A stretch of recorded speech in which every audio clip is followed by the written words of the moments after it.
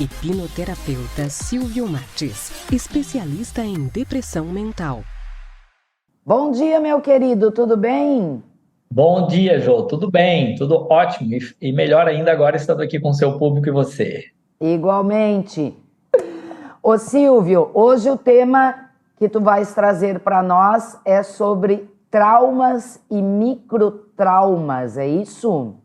Exato, eu gostaria de abordar essa questão porque ela é pouco compreendida pelo público em geral e ela é extremamente relevante nas nossas questões mentais, né? Então eu gostaria de trazer essa informação para o público em geral poder entender melhor, porque todos nós já ouvimos falar com muita frequência de traumas, né? Microtraumas, pouca gente ouviu falar, mas a ideia é que é um trauma muito pequeno que vai se somando e ao longo do tempo, e essa soma gera algo equivalente a um grande trauma. Então, é preciso abordar essas duas questões.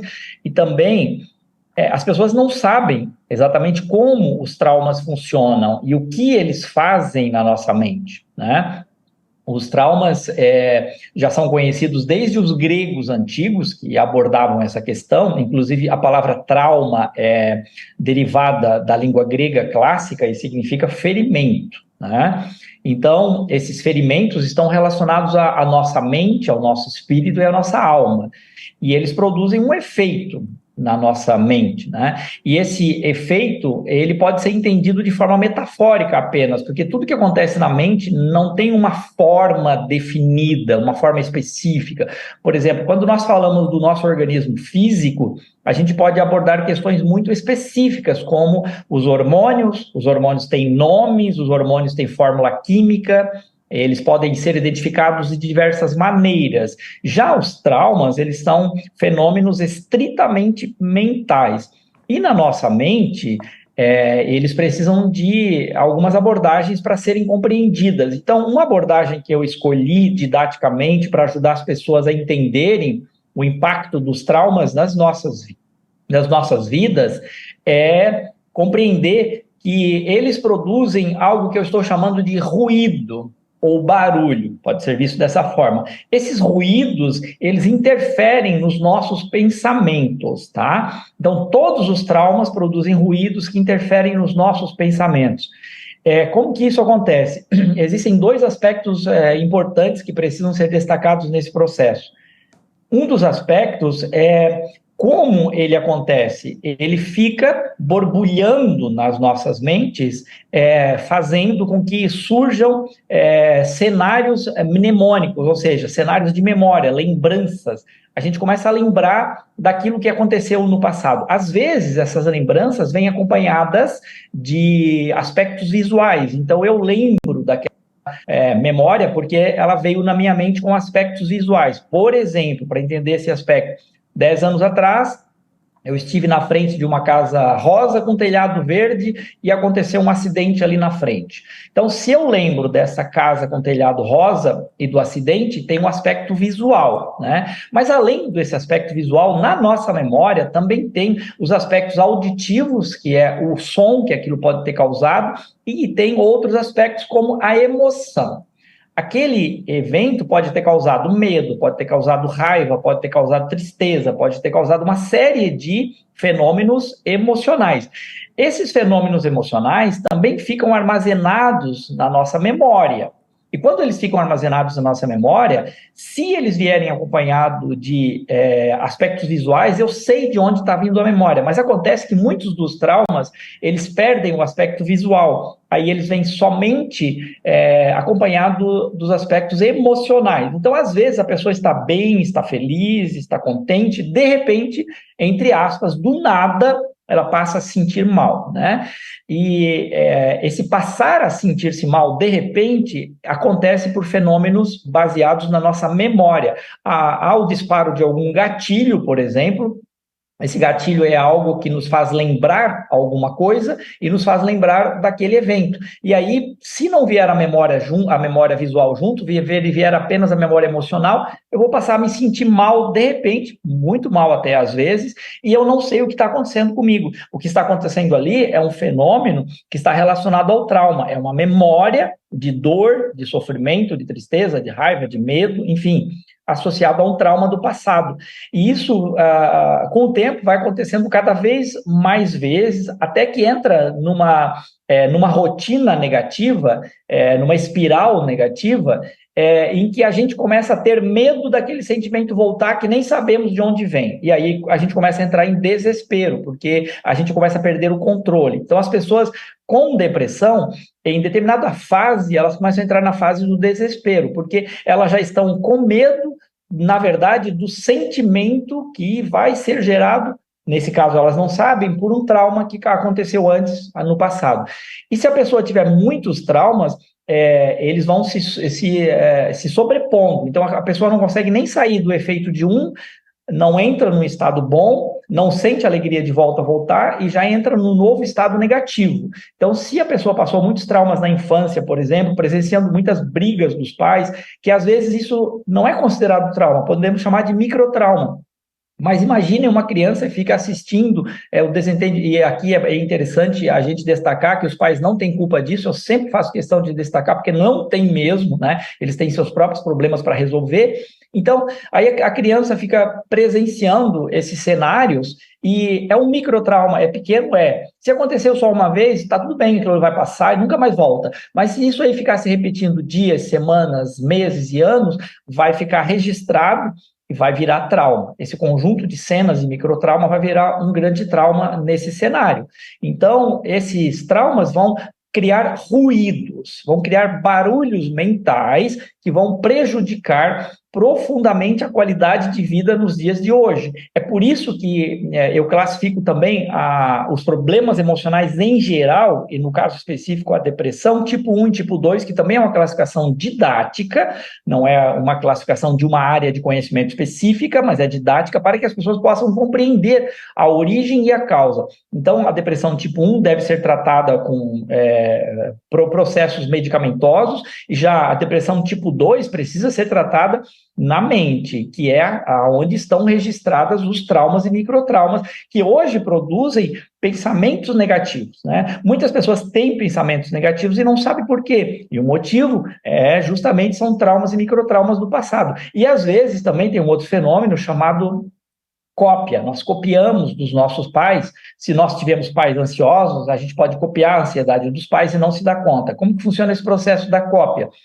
Nós, humanos, temos uma habilidade, eu costumo dizer, quase infinita de copiar o nosso ambiente ao redor quando somos crianças, né? A gente fala português com uma habilidade incrível, não precisamos pensar em cada palavra que nós falamos, ela simplesmente vem à mente por um processo de cópia que nós iniciamos na nossa infância.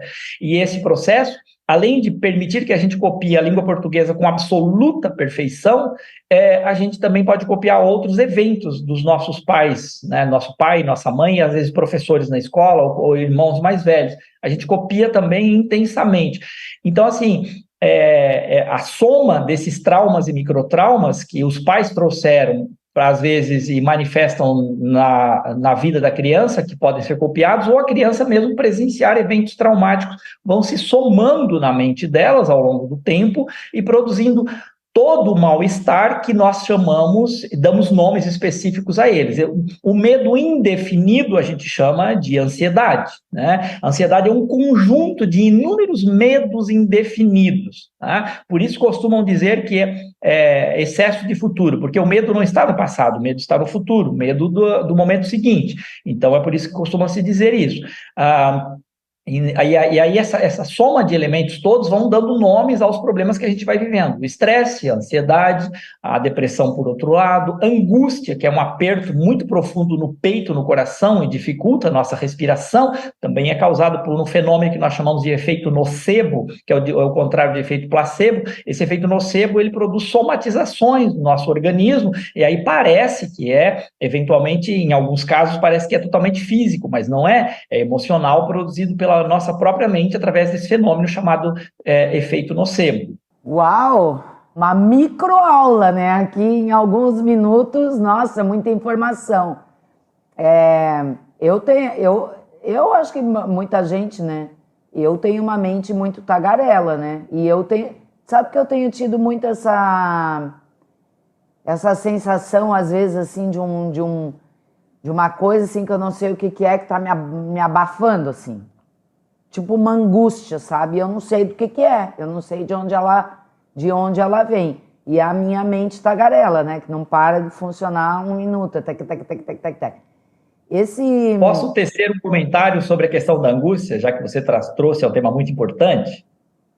Sim. A angústia é causada por uma somatória de sentimentos, tá? E esses sentimentos também podem estar sendo causados por um reflexo de traumas e microtraumas, tá? Ou, às vezes, preocupações com algum evento do nosso presente. Se você fizer uma busca no seu presente e você não identifica nada muito sério, normalmente, eu faço isso muito comigo, tá?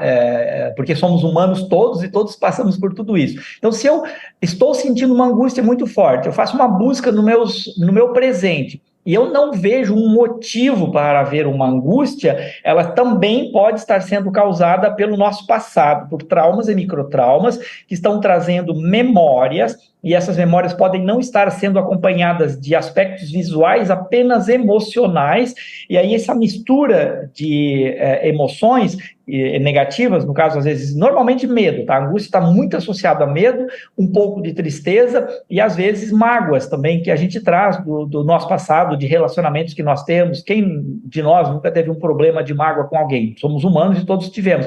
Essas somas todas podem, sim, ser causadoras de angústia, né? E o sentimento da angústia, numa escala mais fraca, a gente sente um pouquinho no coração, mas quando ela vai aumentando, a pessoa pode inclusive ter dificuldade de respirar, pode chegar na escala de 10 para 0, onde 0 é nada e 10 é muito forte. Quando chega de 8 para cima, a pessoa pode achar que está com problema no coração, mas não é necessariamente, nesse caso da angústia, problema no coração, mas o efeito nocebo se manifestando no coração e produzindo até mesmo dificuldade de respirar em casos mais intensos.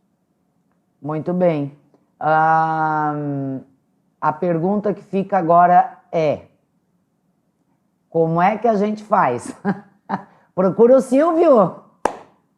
Pois é, existem dois caminhos, né? Um dos caminhos sou eu, né? Mas também, assim, vamos falar dos dois caminhos para as pessoas que querem seguir por conta própria nessa direção, que é, eventualmente, buscar estudar a própria mente e, se possível, fazer meditação. Mas quem não está afim de investir em conhecimento, buscar conhecer a sua própria mente ou fazer meditação, podem haver outras alternativas. Eu realmente me especializei em ajudar as pessoas com regressão de memória, que é uma das ferramentas da hipnose, e dezenas de outras ferramentas da hipnose, e também variações da hipnose, porque a hipnose tem muitas variações. Nós temos desde a hipnose de palco, que é uma hipnose usada para brincadeira, muito visto nas TVs, né? E temos a hipnose terapêutica, que é a hipnose clínica, e a hipnose, e as diversas hipnoses com as quais eu trabalho, e outras ferramentas com o objetivo de eliminar os aspectos emocionais negativos das memórias das pessoas, né?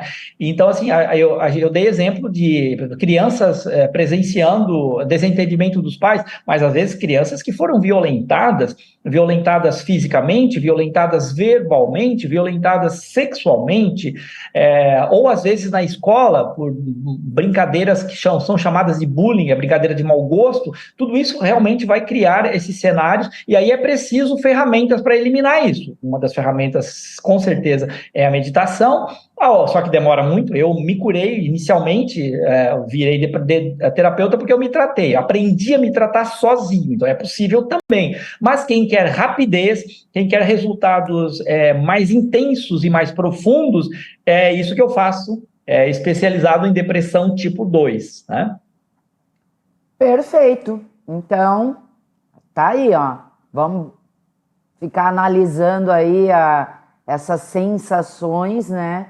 E se estiver bastante desconfortável, procure a ajuda de um profissional. Eu sugiro o Silvio, sou muito fã dele, do trabalho dele. Tenho aprendido imensamente com o Silvio. E minha dica tem sido assim na minha vida, né? Se tá desconfortável, é porque tem coisa ali para olhar. Acho que a orientação assim, de uma pessoa leiga que busca, né, cada dia aí se olhar, se trabalhar, né? Então, se tem alguma coisa incomodando ali, é porque precisa ser olhado. E a forma mais rápida, não vamos ficar sofrendo, né, gente? Porque o tempo passa rápido, vamos procurar ajuda. Entra em contato aí com o Silvio e bora investigar esses traumas e microtraumas aí que todos nós temos. Todos nós temos, né? Mesmo você que, tive uma infância maravilhosa, eu tive uma infância maravilhosa. Mas eu sei que tem coisinha lá, né? E aí a gente vai trabalhando, né, Silvio? É isso aí, exatamente. A gente precisa se trabalhar a vida inteira. Eu mesmo A vida vivo me inteira. trabalhando também, né? Até porque no dia a dia da gente, a gente também já está gerando outros microtraumas. Eles acontecem no dia a dia, né? Às vezes é uma Exatamente, decepção, às vezes é uma situação que a gente não estava preparado para vivenciar. Então, o negócio é olhar, aceitar, acolher e tratar para liberar, né? Liberar para vir os Exato. outros. Deixa eu colocar uma outra metáfora. Esse processo é mais ou menos semelhante à limpeza da nossa casa. Se a gente nunca limpou a nossa casa, tá, né, sentar tudo de perna para o ar. Cruz. Então a gente faz essa primeira limpeza, organiza tudo, deixa tudo limpinho e depois vai fazer eventualmente manutenção. No trabalho que eu faço, eu ensino as pessoas a fazerem manutenção. Elas não precisam mais depender de nenhum profissional depois que elas fazem o tratamento completo, porque elas aprendem a fazer sozinhas esse processo, porque nós não sabemos pensar do ponto de vista emocional. Eu ensino a pensar emocionalmente, criando uma blindagem à mente da pessoa que fez o tratamento. Então, ela dificilmente mais terá grandes problemas emocionais. E os pequenos vão se dissolver rapidamente. Perfeito.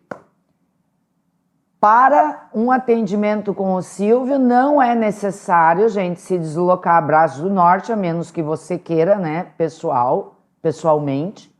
É possível fazer todo o atendimento online. Eu já fiz atendimento online com o Silvio, tranquilo, na sua casa, só agendar aí. São as facilidades da tecnologia, né? Só entrar em contato com o Silvio e acesse lá o site do Silvio, onde tem um monte de informação, né? depressãomental.com.br, já sei de cor. Gratidão, meu amigo! Gratidão a você. Muito bom estar com você e seu público. Igualmente. Nos vemos em breve presencialmente. Até lá. Até a próxima. Até. Tchau, tchau. Tchau, tchau. Liderança Consciente com Silvio Martins. Apoio cultural. Hipnoterapeuta Silvio Martins. Especialista em depressão mental.